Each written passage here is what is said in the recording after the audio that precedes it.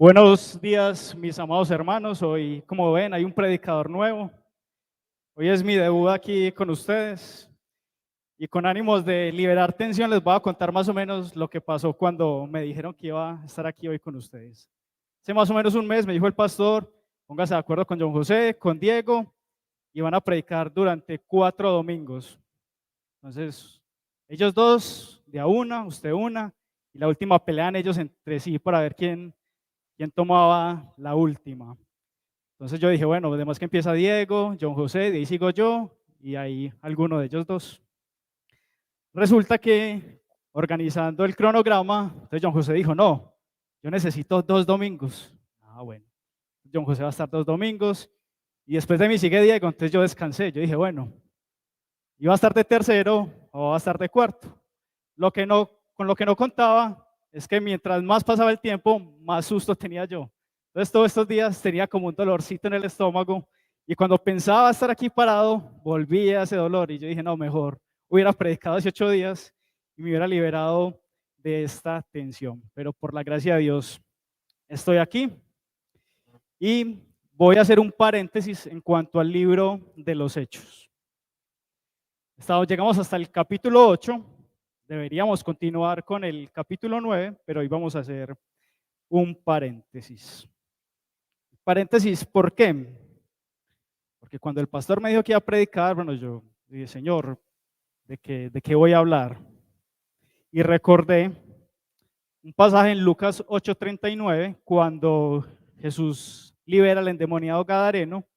Él insistía a Jesús que quería acompañarlo y Jesús le dijo, no, vaya a los suyos y cuénteles las grandes cosas que Dios ha hecho con usted.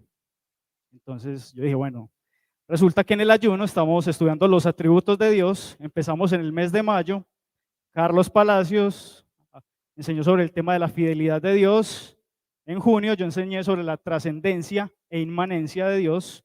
Dios es trascendente, pero también es inmanente. Dios está en el trono lejos de todo, pero también está cerca de nosotros. En julio, Carlos enseñó sobre la soberanía de Dios y en agosto, entonces me correspondía a mí enseñar sobre la santidad.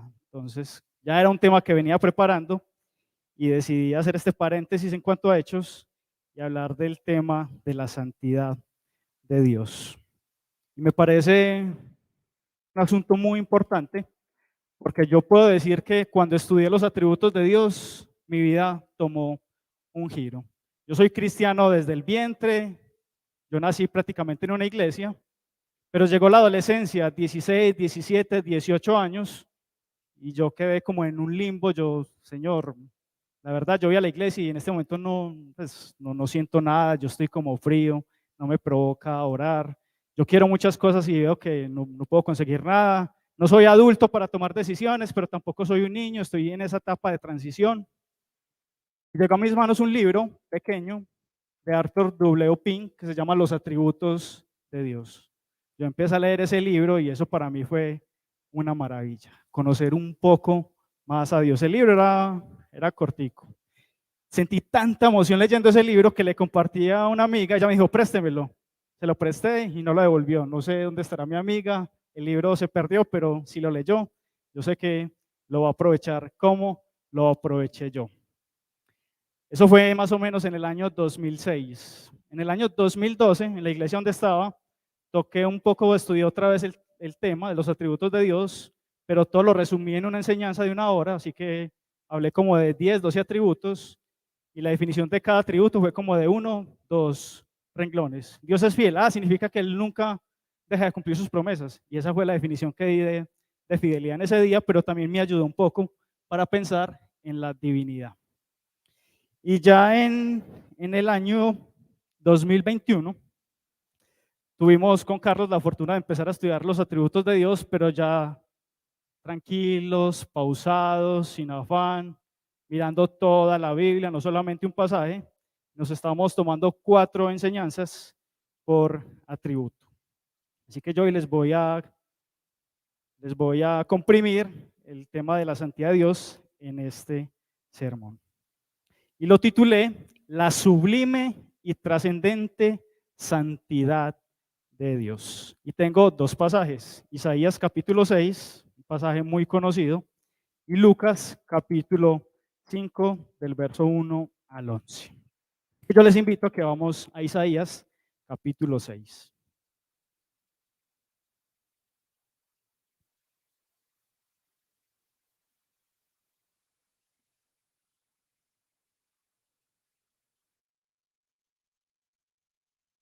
Isaías capítulo 6, versos del 1 al 7.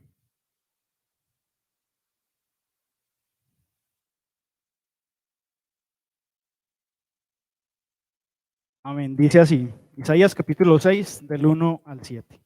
En el año que murió el rey Usías, vi yo al Señor sentado sobre un trono alto y sublime, y sus faldas llenaban el templo.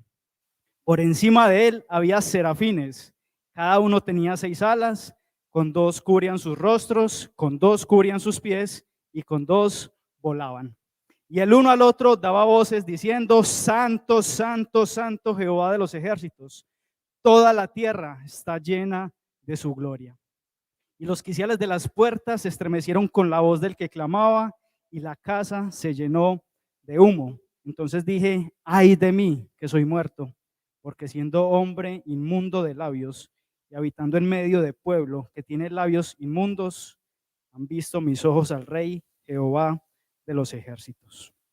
Y voló hacia mí uno de los serafines, teniendo en su mano un carbón encendido, tomado del altar con unas tenazas, y tocando con él sobre mi boca, dijo: he aquí que esto tocó tus labios, y es quitada tu culpa y limpio tu pecado. Vamos a orar.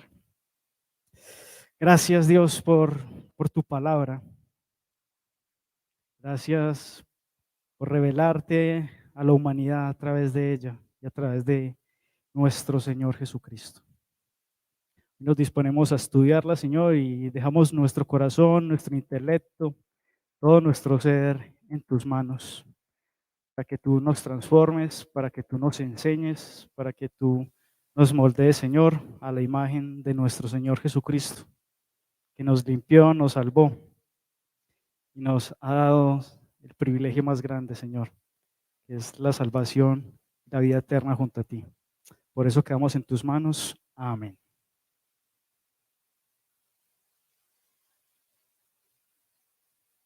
Este pasaje empieza con una declaración de muerte. En el año en que murió el rey Usías.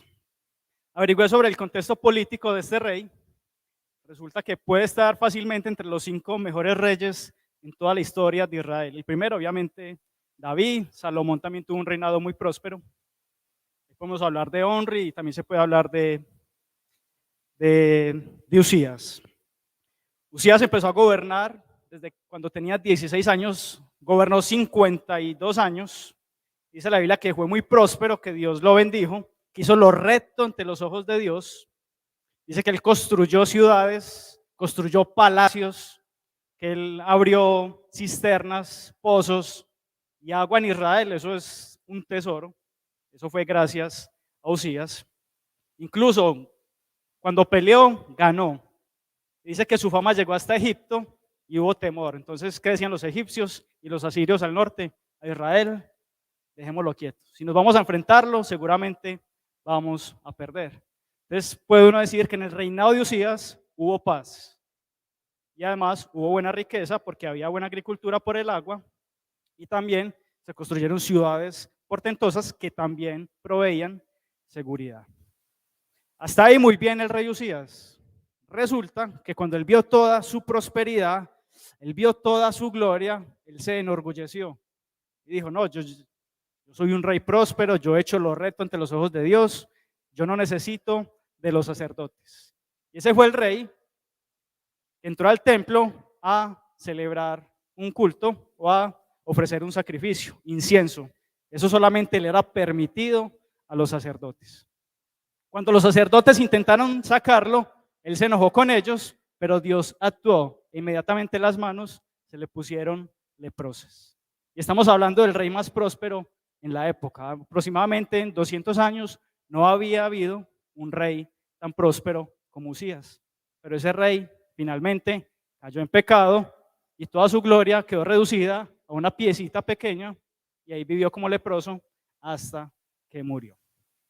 Ahora, ¿qué significaba que muriera el rey Usías? Significaba que Egipto podría invadirlos o que Asiria también podría bajar a conquistarlos.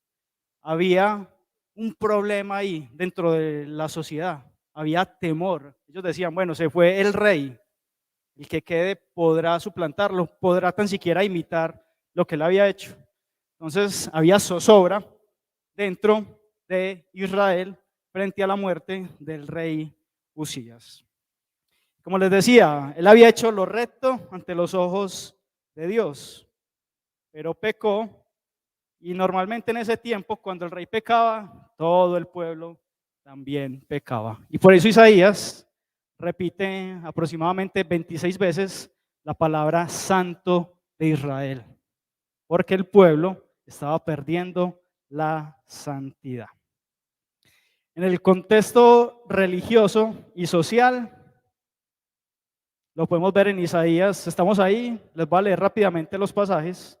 Isaías 3:3 dice que la iban a gobernar jóvenes. El rey ya estaba maduro, ya era un rey sabio, pero iba a quedar un joven gobernando a Israel.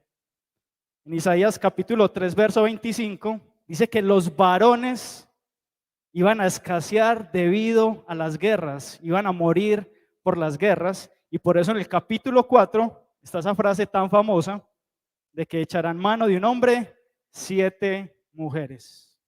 No iban a haber hombres dentro de Israel, y eso significaba que fácilmente el pueblo podía menguar. Y si un pueblo, pues así como ha pasado ahora en países de Europa, que ya las mujeres no quieren tener hijos, ya la población se está envejeciendo, después de los 45, 50 años no se puede tener hijos, entonces están reclutando jóvenes latinoamericanos para que poblen esos países.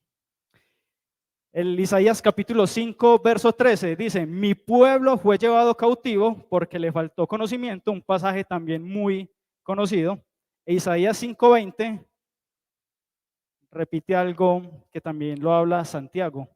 A lo malo dicen bueno y a lo bueno dicen malo. Y uno lee esto y se da cuenta que eso se escribe hace 2600 años, 2700, y en esta generación a lo malo dicen bueno y a lo bueno dicen malo. Ese era el contexto social, político y religioso de Israel antes de que Dios se le apareciera en esta visión a Isaías. Entonces, por eso él empieza diciendo, en el año en que murió el rey Usías, un año de zozobra, de incertidumbre dentro de Jerusalén. Ahora, ¿qué dice de Dios? Dice que Isaías capítulo 6, verso 1, vi yo al Señor sentado sobre un trono alto y sublime. Y aquí es donde yo quiero que utilicemos la imaginación, porque los niños, por ejemplo, recuerdan muy fácil la palabra, es porque ellos imaginan todas las historias. O les compramos Biblias que tienen dibujos y ellos más o menos se hacen imágenes de eso. Nosotros como adultos somos un poco más tercos, más confiados de la palabra, y a veces no comprendemos muy bien o no recordamos lo que nos dice la palabra. Imagínense nosotros aquí, es donde está sentado, y un trono alto y sublime. Dice que las faldas llenaban el templo. Las faldas quería decir como el vestido de novia. Mientras más largo, más plata tiene la novia, más majestuosa, más esplendorosa, más bella, digno de una reina. Dicen que cuando la reina Isabel se posesionó, como 6 o 7 mujeres llevaban el velo que ella arrastraba. En ese tiempo los reyes también utilizaban faldas largas para mostrar que ellos tenían autoridad. Entonces, cuando nos dice Isaías que había un trono alto y sublime y que las faldas llenaban todo, está hablando de la esplendor de Dios, de la gloria de Dios, de la majestad de Dios. Y dice, nada ni nadie podía ocupar ese lugar. Ese trono alto y sublime le pertenecía única y exclusivamente a Dios. Y él empieza con esa visión, pero resulta que ahí no termina. Y yo al Señor sentado sobre un trono alto y sublime, y sus faldas llenaban el templo. Por encima de él había serafines. La palabra serafín significa seres de fuego. Entonces, sigamos con la imagen. Un trono alto y sublime, y por ahí volando seres de fuego. ¿Y qué están diciendo estos seres de fuego? Santo, santo, santo, Jehová de los ejércitos, toda la tierra está llena de su gloria. Ahí están alabando a Dios. Pero Isaías nos dejó un detalle más, un detalle esplendoroso. Estos serafines tienen 6 alas. Con 2 vuelan, con 2 cubren sus pies y con 2 están cubriendo sus rostros. Dios es tan poderoso, Dios es tan trascendente, Dios es tan grande, que ni siquiera esos serafines que son hechos de fuego, que están ahí en el trono, que no son pecadores como nosotros, ni siquiera ellos pueden ver a Dios. Ahora hay algo curioso, ¿por qué Dios le permite a Isaías ver eso? O sea, los ángeles, los serafines no pueden ver a Dios, pero Isaías sí está viendo esa visión. Y hay algo que como iglesia lo hemos hecho acá, que dice ahí el pasaje, lo ha hecho principalmente William David, que es la lectura antifonal. Yo leo un verso, ustedes leen el otro. Eso es lo que están haciendo estos serafines aquí en Isaías capítulo 6. Uno al otro daba voces diciendo, santo, santo, santo, y los otros le repetían, el Señor Jehová de los ejércitos, toda la tierra está llena de su gloria. Entonces me imagino que audiblemente debe haber sonado muy bonito. Una visión tremenda. Y por eso se ha dicho que este pasaje sobre la santidad es el más predicado, porque tiene unas imágenes muy valiosas frente a Dios. Sigue diciendo que los quiciales de las puertas se estremecieron con la voz del que clamaba, o sea que fue una voz de trueno, y como dijo Freddy ahorita, el hermano Alberto, tiene voz de trueno, así se sentía la voz de estos serafines cuando hablaban, cuando repetían santo, santo, santo. Y la casa se llenó de humo.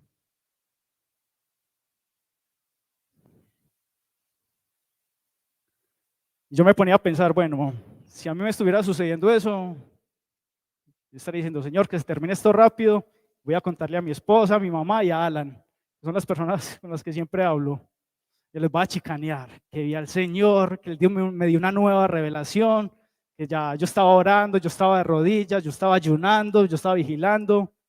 Mejor dicho, yo ese día estaba santificado, caminando 3 metros sobre el suelo. Eso pensaba yo, algo tan bonito, algo tan esplendoroso, algo sublime. Pues uno pensaría eso. Pero lo más tremendo es que Isaías no, y él fue el que lo presenció. Él veía eso y para él eso se volvió una tortura. Él estaba angustiado, él estaba temeroso. La frase que él dijo fue, ay de mí, ay de mí. ¿Por qué? Porque yo soy pecador y lo que estoy viendo yo no es digno de ningún ser humano verlo. Yo no soy digno, pensaba Isaías. Estamos hablando del profeta. Algunos títulos de la Reina Valera dicen que ese es el llamamiento de Isaías. Otros dicen que no, Dios ya lo había llamado. De hecho, del 1 al 5, él estaba profetizando. Pero ya en el 6, él ve esta imagen gloriosa. Ay de mí. Él estaba diciendo, me estoy deshaciendo. O sea, él sentía como que algo lo estaba oprimiendo. Y resulta que la palabra gloria tiene un significado algo extraño. Pues significa luz, significa valor, pero también significa peso. Entonces, cuando había algo muy pesado, uno decía, esto tiene mucha gloria, o sea, es muy pesado. O si había algo que tenía mucho valor, lo mismo. Esto tiene mucha gloria. Resulta que lo que vio Isaías fue el peso de la santidad de Dios. Por eso ellos repiten ahí, santo, santo, santo Jehová de los ejércitos, toda la tierra está llena de su gloria, de su peso. Dios tiene valor, pero también para un ser pecador como Isaías, eso estaba generando en él como algo incómodo. Él se estaba sintiendo ya oprimido. Y yo lo asimilaba, decir 2 bafles aquí de 5.000 vatios, uno aquí, otro aquí, todos retumbando, eso debe ser horrible. Y dice que cuando esos serafines hablaban, los quiciales de las puertas se estremecían. O sea, Isaías estaba sintiendo mucha presión, pero no era una presión de algo físico, era la presión de la santidad, del peso de la santidad de Dios que él estaba viendo ahí. ¿Y por qué Dios se muestra de esa manera? Porque es que el pueblo estaba desenfrenándose, el pueblo estaba perdiendo la santidad, el pueblo se estaba dejando llevar por las ciudades vecinas. Y Dios aparece en el momento justo para detener la maldad del pueblo y decirle, muchachos, por aquí no es.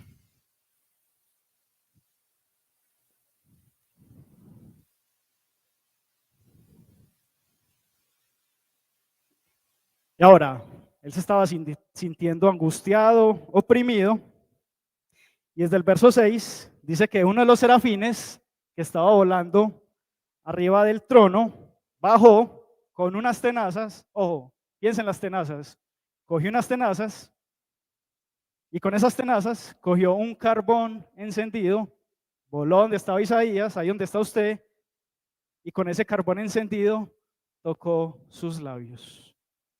Imagínense la escena, algo caliente, que se lo pongan aquí en los labios. A Isaías le debió doler. Y a mí lo que me parece gracioso es que son seres de juego, pero él coge unas tenazas. O sea, ni siquiera el serafín cogió eso con las manos. Así estaba de caliente. Y Dios pone esa ceniza sobre Isaías. ¿Para qué? Verso 7.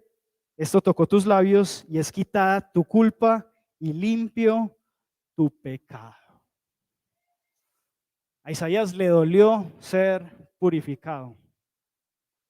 Y cuando uno trata el tema de la santidad, se da cuenta que hay un yo que quiere hacer muchas cosas, pero muchas de ellas son pecaminosas y que dejarlas va a costar.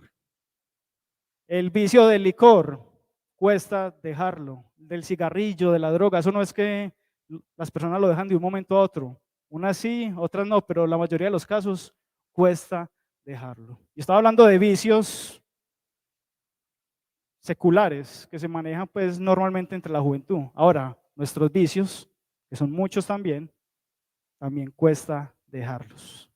Y nos va a doler y vamos a sentir dificultades y vamos a sentir la tentación y vamos a sentir cansancio, vamos a sentir que no vamos a poder, pero ya vemos que es Dios quien hace la obra. Él es el que nos va a ayudar. Y algo que,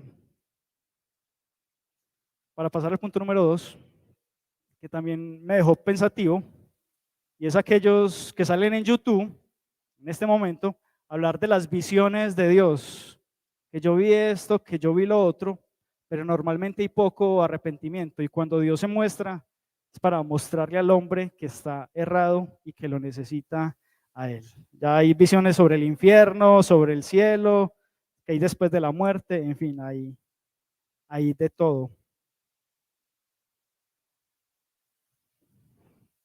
Para dar paso al punto número 2, pensemos. La situación de Isaías no era de mucho gozo, o sea, él estaba sintiéndose incómodo, mucho ruido, la gloria de Dios, el peso de la santidad, pero hay algo que él no deja de hacer y es mirar. Él se está sintiendo incómodo, el ambiente es pesado, pero él sigue mirando la visión. Entonces, hay personas que ya se pusieron a investigar sobre el asunto. Uno de ellos, un teólogo alemán luterano, Rodolfo Otto, escribió un libro en 1917 sobre lo sagrado, sobre lo santo. Y él dice, él estudió todas las culturas, no todas, no, muchas culturas frente a lo sagrado. Dice, hay algo raro frente a lo santo. O sea, a nosotros nos genera temor, nos genera zozobra, nos genera incertidumbre, pero también nos genera fascinación. O sea, nosotros queremos eso. Y obviamente yo me comparaba y yo digo, sí, yo soy de los que voy a cine a ver una película de terror y yo quiero es que me asuste. Si a mí la película de terror no me asusta, yo siento que perdí la plata. Pero ya en el momento del susto, yo soy como con taquicardia, como asustado, queriendo como hacer algo y no, porque yo me meto en las películas normalmente. Pero es una sensación que me gusta. Normalmente nosotros los seres humanos somos así. A nosotros nos gusta lo misterioso, lo tenebroso, pero que no nos haga daño. Ya cuando nos hace daño, uno ya trata como de alejarse. Hoy en día, hay algo que genera cierta fascinación, pero también genera terror, y es el paracaidismo y todos sus agregados. O sea, estar por allá arriba, la sensación debe ser muy buena, sentir el viento, ver la tierra de por allá arriba, pero tener la sensación que si pasa algo malo me caigo y me muero, también debe ser terrible. Pero hay gente que paga por ir a montar en paracaídas y parapente y todos sus derivados. Rodolfo Otto descubrió eso frente a los santos y eso le pasó a Isaías. O sea, la visión era tenebrosa, pero él siguió mirando, él siguió observando todo y por eso fue que lo escribió al pie de la letra. Frente a eso,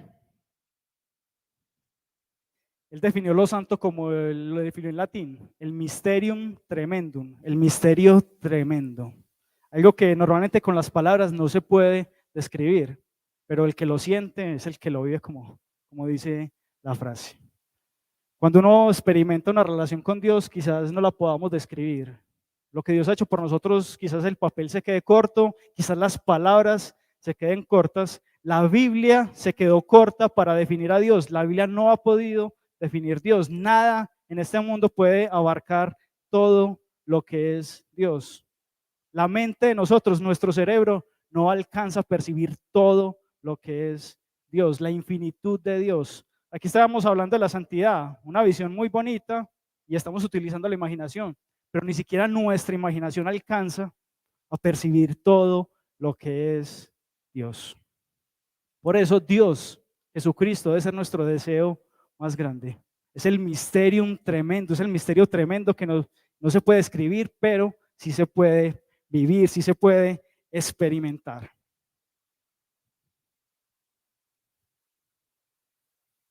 El punto número 2 lo titulé La trascendencia de la santidad de Dios.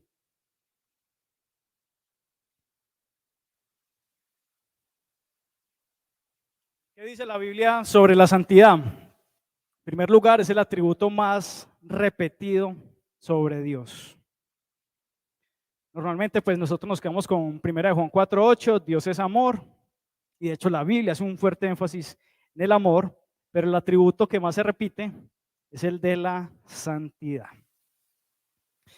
Y lo santo tiene algo que ver con pureza moral.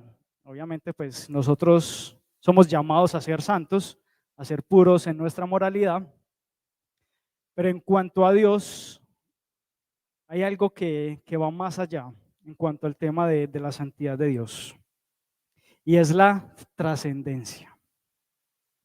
La santidad de Dios muestra su trascendencia. ¿Qué significa que Dios es trascendente? Que está por encima de todo. Está por encima, obviamente, de nosotros que somos seres finitos, seres frágiles, seres débiles. Y está por encima del universo. Preparando el tema de la trascendencia de Dios, me dio por averiguar cuánto se demoraría un ser humano a la velocidad de la luz en recorrer todo el universo. Y encontré que por ahora, según los cálculos de los físicos y astrofísicos, se demoraría 144.000 millones de años recorrer el universo conocido. Y resulta que el universo en este momento solo tiene 13.500 millones de años. Entonces no hay forma de recorrerlo. Incluso a la velocidad de la luz, la velocidad más rápida, nos demoraríamos 144.000 millones de años. El universo es grandísimo, pero más grande es nuestro Dios. Y eso es lo que significa la santidad. Santidad significa ser apartado. Sí, Dios es apartado, Dios es diferente de nosotros. Dios no es igual a nosotros, pero la santidad de Dios lo separa de todo, lo diferencia. Dios está por encima de todo lo conocido y es diferente a todo.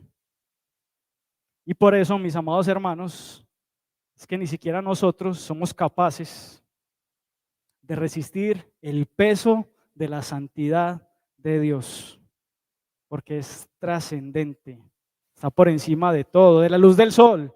El que se acerca lo derrite, de las estrellas, esas estrellas gigantes, incluso hay muchas por descubrir, de Antares y esas que conozco, que he visto que las comparan con el tamaño del sol y el sol es un puntico por allá.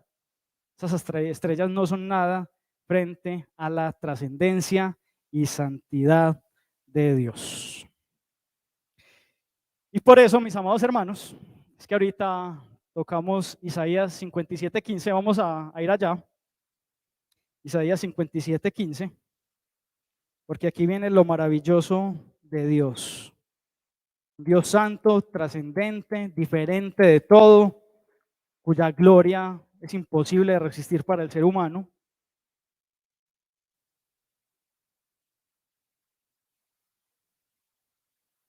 Y dice así Isaías 57:15, porque así dijo el alto y sublime, el que habita la eternidad y cuyo nombre es el santo.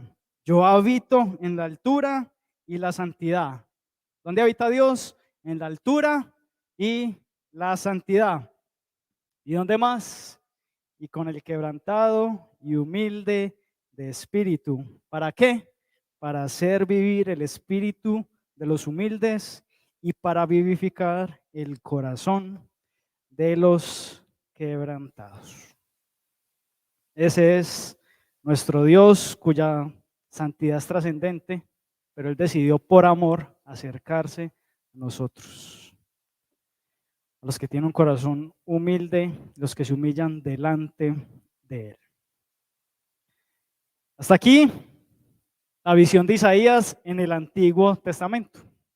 Hay un pasaje paralelo en el Nuevo Testamento. Los invito a que abramos Lucas, capítulo 15.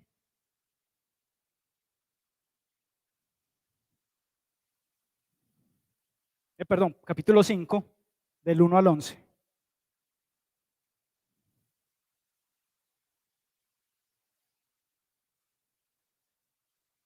Lucas, capítulo 5, versos del 1 al 11.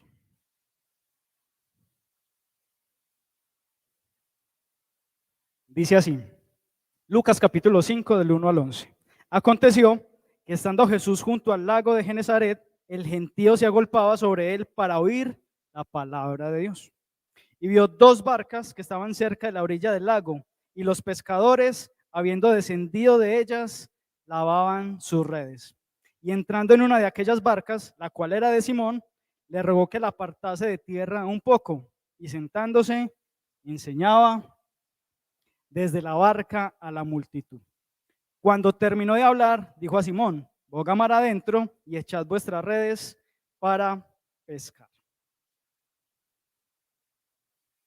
Aquí vemos que Jesús pide prestada la barca de Pedro. ¿Con el propósito de qué? De que la multitud no lo agolpara. Entonces Jesús se aparta de ellos, entra al agua, se levanta, es más audible la voz, desde ahí les predica. Pregunta, ¿Pedro escuchó la predicación? Sí. Hasta aquí Pedro escuchó la predicación y en el verso 4 Jesús le dice, boga mar adentro y echad vuestras redes para pescar. Como Pedro era tan impulsivo, él le dice, maestro, toda la noche hemos estado trabajando y nada hemos pescado. Está diciendo, no, nosotros ya fuimos por allá y no pudimos conseguir nada. Pero como que él quedó asombrado escuchando el sermón y él dice, mas en tu nombre voy a echar la red. Verso 6, y habiéndolo hecho, encerraron gran cantidad de peces y su red se rompía. Entonces hicieron señas a los compañeros que estaban en la otra barca para que viniesen a ayudarles. Y vinieron y llenaron ambas barcas de tal manera que se hundían. Esto se llama la pesca milagrosa. Verso 8, viendo esto Simón Pedro cayó de rodillas ante Jesús diciendo, apártate de mí, Señor, porque soy hombre pecador. Porque por la pesca que habían hecho, el temor se había apoderado de él y de todos los que estaban con él. Y asimismo de Jacobo y Juan, hijos de Zebedeo, que eran compañeros de Simón. Pero Jesús dijo a Simón, no temas. Desde ahora serás pescador de hombres. Y cuando trajeron a tierra las barcas, dejándolo todo, le siguieron. La situación de Pedro. Jesús lo buscó, Jesús le pidió un favor, él muy amablemente le cedió su barca. escuchó el sermón, él quedó impresionado con la palabra de Jesús. Ya Jesús le da una orden, él como buen apóstol impulsivo que era, entonces él echa su puya. No, yo ya fui, pero en su nombre voy a echar la red. Resulta que recogen una gran cantidad de peces que hasta las redes se les estaban rompiendo de 2 barcas y toda la noche no habían pescado nada. Ahora hay algo que Simón Pedro nota que quizás nosotros no. Es que Simón Pedro como que razona y él dice, si este Jesús es capaz de ver los peces que hay debajo del agua, este es capaz de ver mi corazón. Y la Biblia es enfática en decir que solo Dios puede escudriñar el corazón de los seres humanos. Pedro con eso está diciendo, no, este es diferente, este es trascendente, este es santo, este es algo que lo diferencia. Y lo que él hace es lo que todos nosotros deberíamos hacer frente a la santidad y el esplendor de Dios. Y es caer de rodillas y pedirle perdón al Señor. Porque estamos hablando con un Dios santo que habita en las alturas y en la santidad. Pero está decidido a habitar con el quebrantado y humilde de espíritu. Hermanos, ¿dónde queda el orgullo dentro del cristianismo? Es que no puede haber. Con un Dios tan grande, comparados con Jesús, no puede haber orgullo en nuestros corazones. Pero los cristianos somos orgullosos, sí, y lo estamos viendo en la carta a los Gálatas. Ahora ya para concluir, quiero que pensemos en estas dos imágenes. En Isaías no lo leímos por cuestiones de tiempo, pero Dios dice más adelante, ¿a quién enviaré y quién irá por nosotros? Y Isaías levanta la mano y dice, heme aquí, envíame a mí. Y de Pedro, Jacobo y Juan dice lo mismo. Ellos vieron la majestad de Dios, la majestad de Jesús, la santidad de Él, y dejándolo todo, le siguieron. Es el llamado a nosotros. Hay que renunciar al pecado. Pero ¿qué necesitamos? Necesitamos comprender la santidad y la majestad de Dios.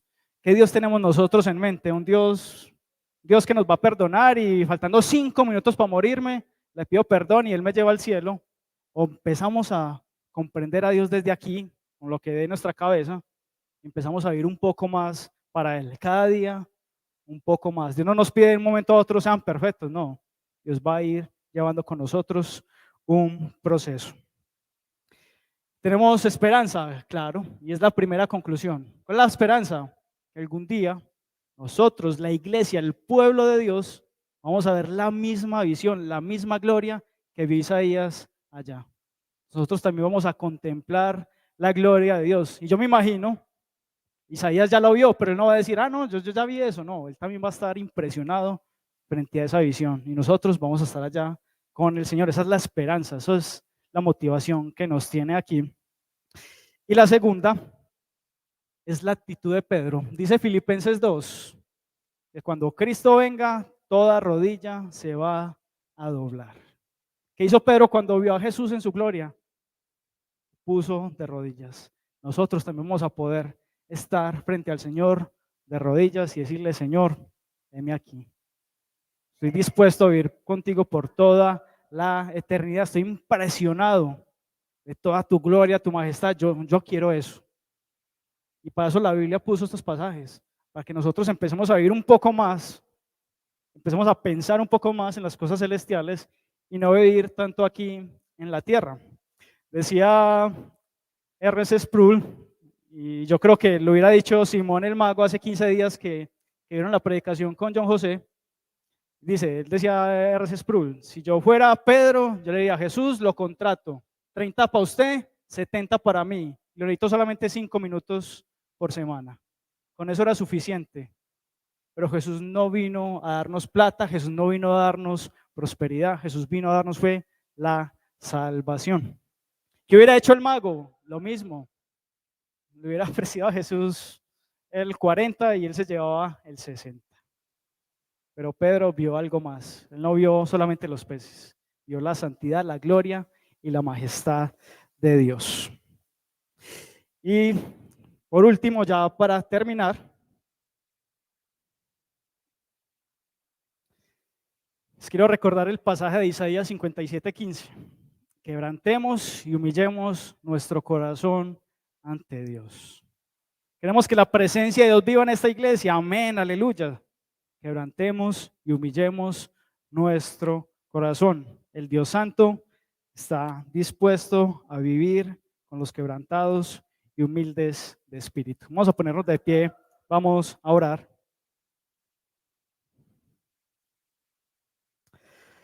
Amado Dios, al leer estos pasajes, queda uno maravillado, Señor.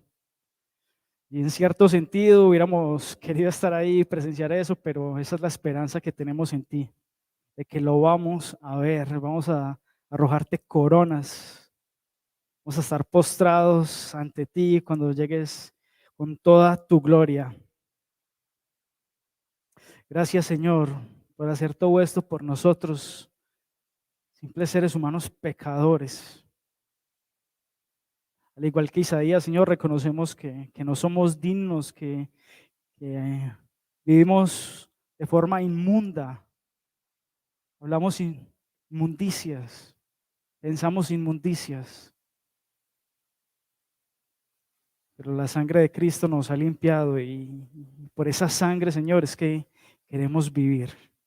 Queremos vivir para ti, cambia nuestra mente, cambia nuestro corazón, cambia las intenciones que tenemos pecaminosas. Y ayúdanos a pensar más en ti, a vivir más para ti y a disfrutar más de tu presencia, de tu gloria, de todo lo que tú tienes para nosotros, Señor. Nos bendeciste, nos has bendecido con toda bendición espiritual. Queremos disfrutar de esas bendiciones, Señor, porque en tu presencia hay plenitud de gozo. Y ya que tú escudriñas nuestro corazón, Señor, límpialo, lávalo, transfórmalo. Esa es nuestra oración y quedamos en tus manos. Amén.